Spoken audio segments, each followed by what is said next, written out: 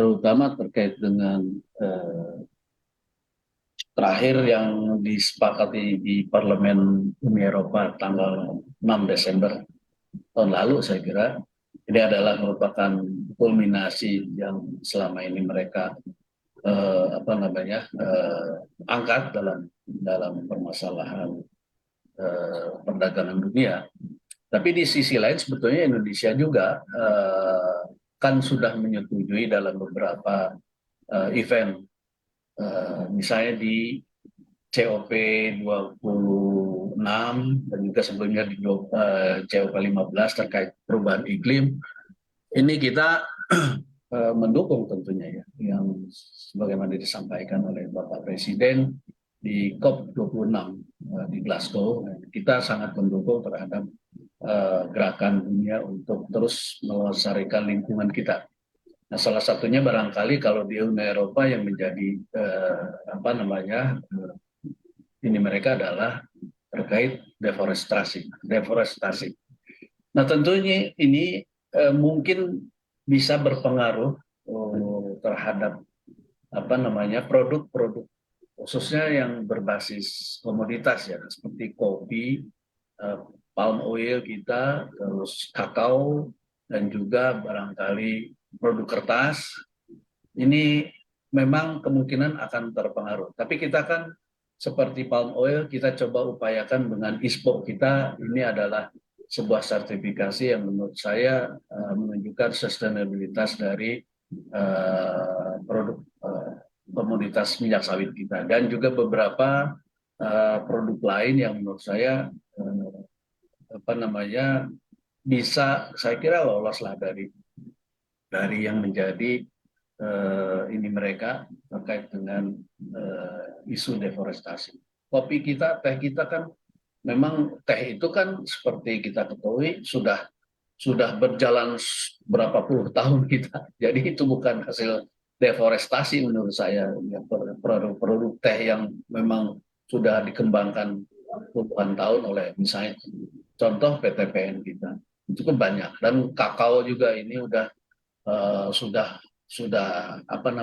menjadi komoditas yang sudah cukup lama, dan itu bukan hasil dari deforestasi.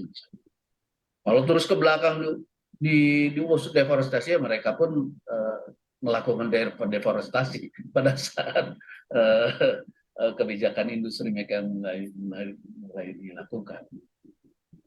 Saya kira memang dari sisi itu ada pasti pengaruh. Tapi kalau melihat tren ekspor kita ke Uni Eropa, justru di 2000, apalagi setelah COVID, bahkan di COVID sendiri tahun 2020, itu malah kenceng ekspor kita ke sana. Jadi memang kebutuhan mereka pun quote and quote seolah-olah bertentangan dengan apa yang mereka sepakati dalam deforestasi itu. Toh di tahun 2020 pada saat COVID, mungkin karena mereka banyak di rumah, ekspor kita ke Uni Eropa meningkat, baik teh, kopi, kakao. Nah ini luar biasa menurut saya, adalah sinyal bahwa tidak mudah juga mereka mengamplikasikan deforestasi itu ke dalam produk-produk atau komoditas yang menjadi batasan mereka. Baik Pak Didi, menarik sekali mengenai data yang Anda sampaikan mengenai hasil-hasil deforestasi itu tadi juga ya Pak Didi.